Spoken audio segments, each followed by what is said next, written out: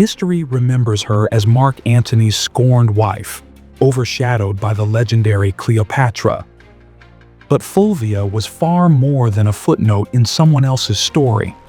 She was a woman of immense power, influence, and ambition, one who played a pivotal role in the last days of the Roman Republic.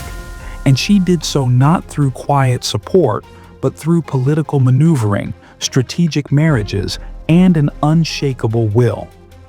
Fulvia was born into privilege, the last surviving heir of two noble Roman families. With that came immense wealth that she knew exactly how to use. She wasn't just rich, she was politically astute, understanding that power in Rome came not only from money, but from deep-rooted connections to its past. And she built her influence through 3 remarkable marriages, each to men who shaped Rome's destiny. Fulvia's first husband, Publius Clodius Pulcher, was no ordinary man. He was a firebrand, a controversial populist who championed the common people against the elite, a man who knew how to use chaos as a weapon. But in 52 BC, that chaos caught up with him. He was assassinated on the Appian Way, his body left bleeding in the dirt. Most Roman widows would have retreated into mourning. Fulvia did the opposite.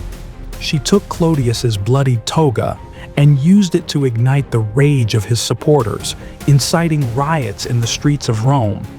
This wasn't just grief, it was political strategy. She turned her husband's death into a tool for influence, proving that she was a force to be reckoned with. But Fulvia wasn't done. She soon married Caius Scribonius Curio, a rising political star, known for his boldness and charisma.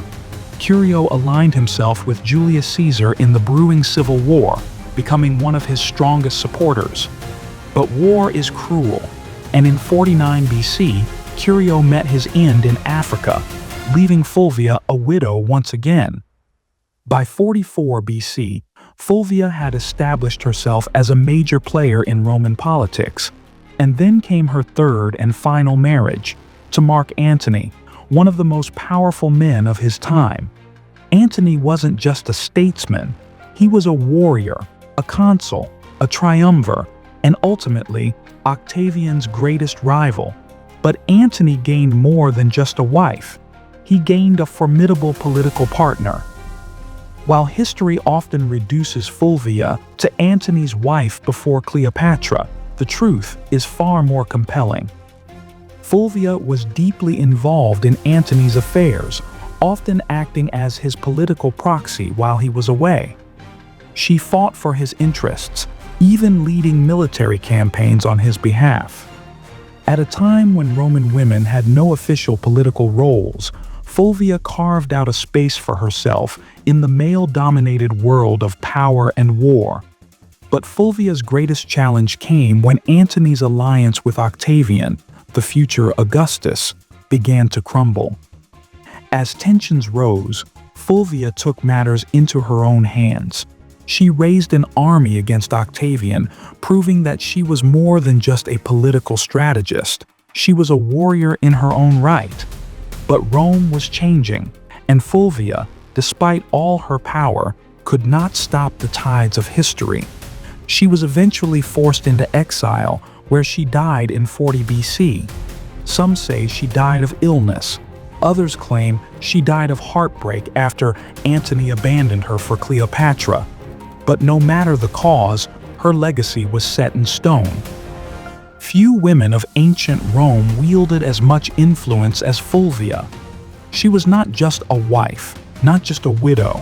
She was a political mastermind, a strategist, and, in many ways, a queen without a crown.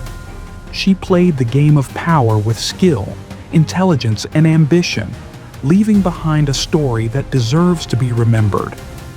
Fulvia's name may not be as famous as Cleopatra's, but make no mistake, she was one of the most formidable women in Roman history. And now, her story is finally being told. If you enjoyed this video, be sure to subscribe and turn on notifications so you'll always know when I upload new content. Thanks for watching, and I'll see you in the next one.